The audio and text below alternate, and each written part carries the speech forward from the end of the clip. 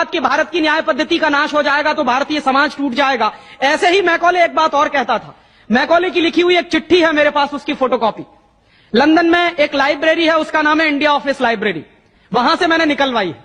India office library में से ऐसे कुछ 50,000 से ज्यादा डॉक्यूमेंट्स मैं निकाल के लाया और वहां के कई लोगों की मदद से हमने वो निकलवाए हैं। तो उनमें एक चिट्ठी है मैकॉले की, वो उसके अपने पिताजी को उसने लिखी है। जब वो यहां ऑफिसर बन के आया है तो मैकॉले क्या लिख रहा है कि भारतीय समाज को अगर बर्बाद करना है तो भारतीय न्याय पद्धति बर्बाद करो। तो वो करने के लिए उसने आईपीसी बना दिया, सीआरपीसी बना दिया, सीपीसी बना दिया और बर्बाद हुई। दूसरी बात वो कहता था कि भारतीय समाज को बर्बाद करना है तो भारतीय शिक्षण पद्धति का नाश करो। तो मैकॉले कहा करता था कि जो भारतीय शिक्षण पद्धति है, वो खुद मानता था इस बात को, यह दुनिया की सबसे ज्यादा विकसित और सबसे अच्छी पद्धति। क्या होता था, यहां गुरुकुल चलते थे, गुरुकुलों में विद्यार्थी पढ़ते थे और विद्यार्थी 20 साल तक 25 साल तक ब्रह्मचर्य का पालन करते हुए शिक्षा ग्रहण करते थे, संस्कार मिलते थे और वो संस्कार लेकर समाज में जाते थे। उन्हीं संस्कारों से संस्कृति बनती थी और वही संस्कृति भारतीय संस्कृति कहलाती थी। ऋषि थे, मुनि थे, बड़े बड़े ज्ञानी थे, महात्मा थे, वो गुरुकुलों को चलाया करते थे और सारे के सारे गुरुकुल जो चला करते थे उनमें वेदों का अध्ययन, पुराणों का अध्ययन, उपनिषदों का अध्ययन, जो भारतीय ज्ञान है, जो भारतीय मनीषा है, उन्हीं सबका अध्ययन संस्कृत के माध्यम से कराया जाता था। मैकॉले ने क्या किया कि गुरुकुलों का नाश अगर करना है तो उसने एक कानून बनाया। क्या कानून बनाया? संस्कृत में जितने विद्यालय इस देश में चलते थे हिंदुस्तान में अंग्रेजों के जमाने में, उन सबको उसने इल्लीगल घोषित किया, गैर कानूनी। और उसने प्रतिबंध लगा दिया कि संस्कृत भाषा के माध्यम से कोई भी गुरुकुल चलेगा उसको अंग्रेजी सरकार मान्यता नहीं देगी। तो मान्यता किसको देगी?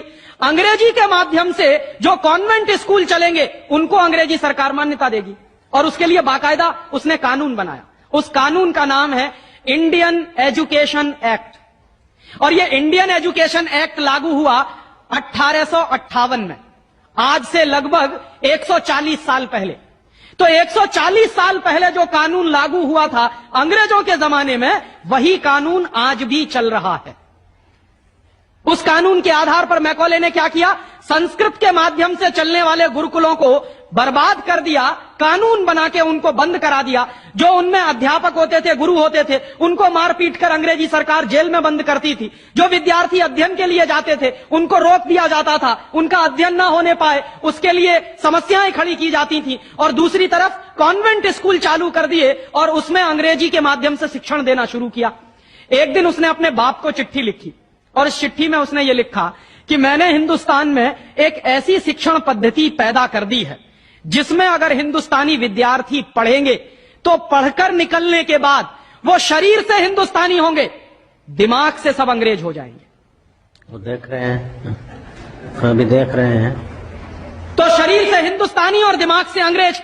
तो मैकॉले दूसरी बात लिख रहा है उस चिट्ठी में कि जब वो शरीर से हिंदुस्तानी और दिमाग से अंग्रेज हो जाएंगे तो अंग्रेजों के हिसाब से सारे काम करेंगे। और वो विद्यार्थी जब कॉन्वेंट स्कूल में से निकलेंगे तो सबसे ज्यादा गालियां भारतीय संस्कृति को देंगे, सबसे ज्यादा गालियां अपने मां बाप को देंगे। कैसे? मॉम और डैड कह के। डैड माने होता है मरा हुआ और मम्मी माने होता है शव। इजिप्ट में आप जाइए, मिस्र एक देश है, वहां पे ममीज कहा जाता है किसको? मरे हुए आदमी के शव को। तो हमारी मां हो गई मम्मी और पिताजी हो गए डैड। आया कहां से ये? मैकॉले ने डाल दिया हमारे दिमाग में।